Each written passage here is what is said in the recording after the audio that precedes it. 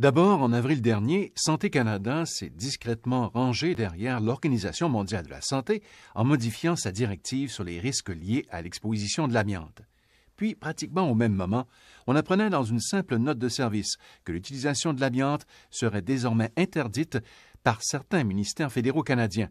Cette décision n'était pas étrangère au résultat d'une enquête menée 2 mois plus tôt par CBC Radio-Canada, qui avait mis à jour une liste incomplète de plus de 100 bâtiments du gouvernement, à Ottawa, dans la capitale, contaminés par de l'amiante. C'est une annonce majeure pour nous, puisque ici, dans la région, on parle quand même d'un parc immobilier assez important.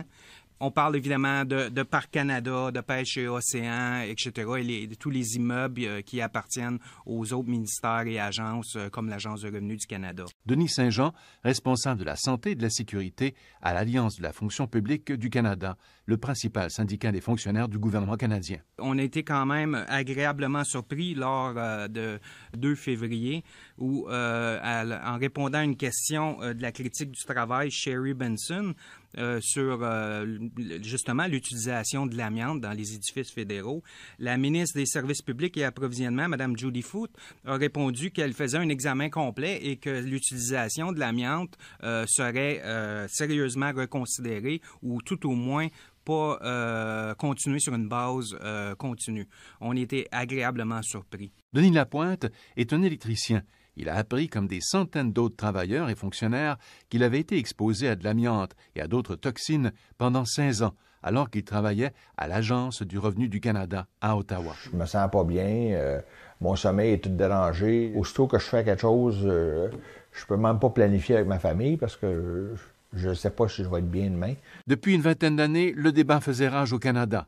Débat entre spécialistes, entre ceux, souvent employés par les compagnies d'extraction de l'amiante, qui affirmaient que le produit n'était pas dangereux pour la santé, et d'autres scientifiques indépendants, ceux-là, qui affirmaient que les dangers étaient réels, qu'en fait, un travailleur canadien sur 3 qui tombe malade l'est en relation directe avec son exposition à l'amiante. La maladie avec cette amiante, il peut s'écouler de 20 à 40 ans entre l'exposition aux fibres et l'apparition de la maladie. Doug Angus est professeur à l'école de gestion Telfer et il est expert en économie de la santé et en politique de la santé. Et je pense que la chose qu'on devrait faire, c'est de vraiment complètement détruire ces édifices et refaire d'autres édifices sans des produits l'amiante. Et ça, c'est... Il y a pas de... Oui, ici, on ne fait pas de rénovation. Il y a moins de risques, mais s'il y a un risque avec ce produit, on devrait faire tout ce qu'on peut faire pour éliminer ce problème. Quel avenir maintenant pour l'amiante? Les régions au Canada qui dépendaient de son extraction se sont posé la question au fur et à mesure que les 5 grandes mines du pays ont fermé tour à tour leurs portes, la dernière en 2011. Au Québec, il existe des projets maintenant afin de réutiliser les résidus d'amiante. On a créé littéralement autour des mines de véritables montagnes de résidus, des montagnes de slag, comme disent les mineurs, qui contiennent un déchet rare, aujourd'hui précieux, du magnésium. Or, la compagnie Alliance Magnésium prévoit au Québec toujours fabriquer ses premiers lingots en janvier 2017 grâce à son projet pilote sur le site d'une ancienne mine. Il faut savoir que le Canada a été un des producteurs principaux d'amiante chrysotile pour des décennies. Ce qui était peut-être à un certain moment un désavantage pourrait peut-être se transformer en une grande opportunité. Le docteur Joël Fournier est président et chef de la direction d'Alliance Magnésium. Transformation appropriée peut créer des produits de très haute valeur ajoutée. Le magnésium est un métal stratégique qui est utilisé dans une foule d'applications. Entre autres, dans les alliages d'aluminium. On parle beaucoup de la croissance de l'aluminium dans le domaine des transports. L'aluminium est utilisé sous forme d'alliage qui peut contenir jusqu'à 5 % de magnésium. Donc, c'est pas négligeable en termes de quantité.